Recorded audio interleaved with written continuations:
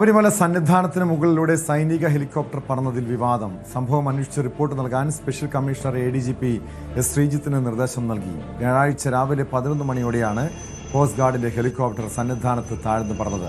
അതീവ സുരക്ഷാ മേഖലയിലൂടെ ഹെലികോപ്റ്റർ എത്തിയതിനെപ്പറ്റി പമ്പ പോലീസിന് അറിവുണ്ടായിരുന്നില്ല. എന്നാൽ അന്തരീക്ഷം മേഘാവൃതമായപ്പോൾ ദിശ മാറി സഞ്ചരിച്ചതെന്നാണ് കോസ്റ്റ് ഗാർഡിന്റെ വിശദീകരണം.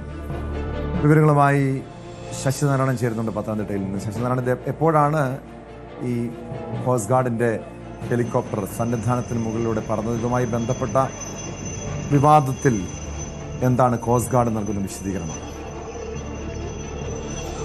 വ്യാഴാഴ്ച രാവിലെ 11 മണിയോടുകൂടിയാണ് ഹെലികോപ്റ്റർ ശബരിമല സന്നിധാനത്ത് ഈ ക്ഷേത്രത്തിന് മുകളിലൂടെ താഴ്ന്നു പറന്നത്. അതീവ സുരക്ഷാ മേഖലയാണ് സന്നിധാനം, നിലയ്ക്കലടക്കമുള്ള പ്രദേശങ്ങളെന്ന് നമുക്കറിയാം. അതുകൊണ്ട് തന്നെ ഈ ഹെലികോപ്റ്റർ, സൈനിക ഹെലികോപ്റ്റർ താഴ്ന്ന് പറന്നതോടുകൂടി തന്നെ വലിയ ആശങ്ക ഉണ്ടാക്കി. അതായത് എന്തിനാണ് ഇത്തരത്തിലുള്ള ഹെലികോപ്റ്റർ അപ്രത്യക്ഷമായി എത്തിയത് തന്നെ ആ ദേവസ്വം ബോർഡ് ജീവനക്കാരൊക്കെ വളരെ ആശങ്കയിലായി. കാരണം അത് ഒരു ഭയത്തിന്റെ കാരണം കൂടിയായി.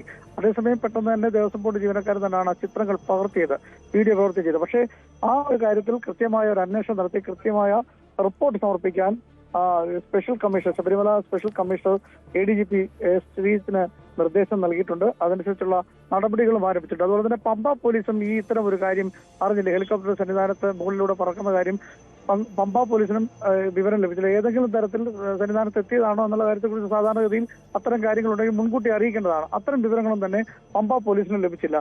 എന്തായാലും ഈ വളരെ യാദൃശ്ചികമായി പെട്ടെന്ന് സംഭവിച്ചൊരു കാര്യം എന്നതിലേക്ക് തന്നെ ആ സന്നിധാനത്ത് ഇതുണ്ടായത് തന്നെ വലിയ ഒരു ആശങ്ക ഉണ്ടാകുന്ന കാര്യമാണ്. സന്നിധാനം സാധാരണഗതിയിൽ ഇത്തരം കാര്യങ്ങളിലൊക്കെ സർക്കാരിന്റെ ഈ നിർദ്ദേശപ്രകാരം വിലക്കുള്ളതാണ്. അത് അതീവ സുരക്ഷാ മേഖലയാണ് സന്നിധാനവും, ഒപ്പം തന്നെ നിലയ്ക്കലടക്കമുള്ള മേഖല. അതുകൊണ്ട് തന്നെയാണ് ഇത് ഇത്രയും വിവാദമായി മാറാനും കാരണം. അതേസമയം ഈ കാര്യത്തിൽ ഒരു വിശദീകരണം കോസ്റ്റ് ഗാർഡ് നൽകുന്നത് ഏതെങ്കിലും ഓപ്പറേഷന്റെ ഭാഗമായി ഹെലികോപ്റ്റർ സന്നിധാനത്തിന് മുകളിലൂടെ പറന്നതല്ല, മറിച്ച് അന്തരീക്ഷം മേഘാവൃതമായപ്പോൾ ദിശ മാറി സഞ്ചരിച്ചതാണെന്നുള്ള കാര്യമാണ് വ്യക്തമാക്കുന്നത്. ഒപ്പം റഡാർ സംവിധാനത്തിലല്ല ഹെലികോപ്റ്റർ സഞ്ചരിച്ചത്.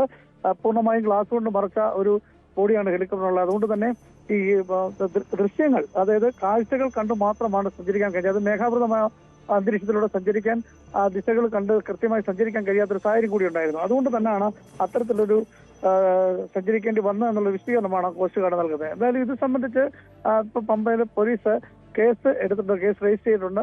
അതീവ സുരക്ഷാ മേഖലയിൽ കൂടി ഹെലികോപ്റ്റർ പറഞ്ഞതുമായി ബന്ധപ്പെട്ട് കേസ് എടുത്തിട്ടുള്ളതാണ് നമുക്ക് അറിയാൻ കഴിയുന്നത്.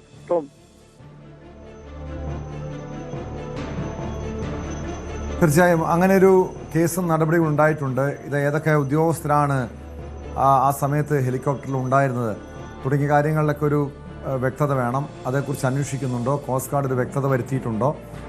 മാത്രമല്ല ആ സമയം ഹെലികോപ്റ്റർ ഉണ്ടായിരുന്നവർക്ക്, ആ ഉദ്യോഗസ്ഥർക്ക്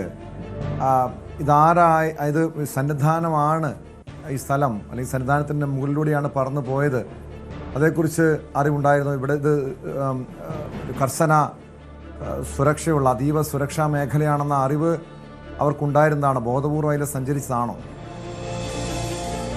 അപ്പം അത്തരം കാര്യങ്ങളിലേക്കാണ് ഇനി അന്വേഷണം പോകേണ്ടത്. കാരണം സന്നിധാനത്ത് ഈ കൊടിമരത്തിന്റെ തൊട്ട് മുകളിൽ കൂടെയാണ്, വളരെ താഴ്ന്നാണ് ഹെലികോപ്റ്റർ പറക്കുന്നത്. നമുക്ക് ആ ദൃശ്യങ്ങൾ കാണുമ്പോൾ തന്നെ അറിയാം. അത് ആ ഹെലികോപ്റ്ററിന് ഉള്ളിലുള്ള സൈനികർ ആരെങ്കിലും ഈ ക്ഷേത്രത്തിന്റെ ദൃശ്യങ്ങൾ എടുത്തിട്ടുണ്ടോ എന്നുള്ള കാര്യം കൂടി പരിശോധിക്കണം. അത്തരം കാര്യങ്ങളൊക്കെയാണ് പരിശോധിക്കുക. എന്തുകൊണ്ട് ഇത്തരത്തിൽ സംഭവിച്ചു എന്നുള്ള കാര്യമാണ് പ്രധാനമായും അന്വേഷിച്ച് അത് സംബന്ധിച്ചുള്ള റിപ്പോർട്ട് നൽകാൻ ഇപ്പോൾ ആവശ്യപ്പെട്ടുള്ളത്. അതനുസരിച്ചുള്ള നടപടികളായിരിക്കും ഉണ്ടാകുക. പോലീസും ഇത് സംബന്ധിച്ച് അന്വേഷണം ആരംഭിച്ചിട്ടുണ്ട്. കാരണം റിപ്പോർട്ട് നൽകാൻ പോലീസും ബാധ്യസ്ഥരാണ്. കാരണം സന്നിധാനം അടക്കമുള്ള മേഖലകളിൽ ഇത്തരം കാര്യങ്ങൾ ഉണ്ടാകുമ്പോൾ സ്വാഭാവികമായും പോലീസിനെ മുൻകൂട്ടി അറിയിക്കേണ്ടതാണ്. അത് ഹെലികോപ്റ്ററൊക്കെ വരുമ്പോൾ സാധാരണഗതിയിൽ നിലയ്ക്കൽ ഹെലികോപ്റ്റർ ഇറങ്ങിയ ശേഷം പല VIP ഇറങ്ങിയ ശേഷം പിന്നീട് റോഡ് മാർഗമാണ് സന്നിധാനത്ത്. അത്തരം കാര്യങ്ങളൊക്കെ വരുമ്പോൾ ആ പമ്പ പോലീസിനെ വിവരം അറിയിക്കുകയും അതിന് തുടർന്നുള്ള നടപടികൾ ഉണ്ടാവുകയും ചെയ്യുന്നത്. പക്ഷേ ഈ കാര്യത്തിൽ അതൊന്നും ഉണ്ടാകാതെ തന്നെ അപ്രതീക്ഷിതമായി പുലർച്ചെ രാവിലെ 11 മണിയോടുകൂടി തന്നെ ഈ സന്നിധാനത്ത് താഴ്ന്ന് ഈ സൈനിക ഹെലികോപ്റ്റർ പറക്കുന്നത് കണ്ടത് തന്നെയാണ് ഈ ജീവനക്കാർക്ക് ഒരാശങ്കയാണ്. ആ ആശങ്ക ഉണ്ടായതുകൊണ്ട് തന്നെ ജീവനക്കാർ അത് ഫോട്ടോ എടുക്കുകയും ചെയ്തു. 3 പ്രാവശ്യമാണ് ഹെലികോപ്റ്റർ അതിനെ വട്ടമിട്ട് പറന്നാണ് പറയുന്നത്. എന്തായാലും അത് സംബന്ധിച്ച് വിശദമായ ഒരു അന്വേഷണം ഇതുമായി ഉണ്ടാകും. അതിനുശേഷമായിരിക്കും കൃത്യമായ റിപ്പോർട്ട് നൽകുക.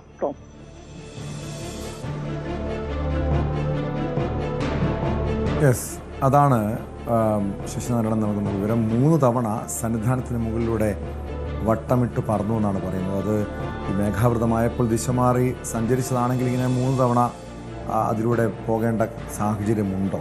അതുമായി ബന്ധപ്പെട്ട് ഉൾപ്പെടെ പോലീസ് വിശദമായ അന്വേഷണം നടത്തുന്നുണ്ട്.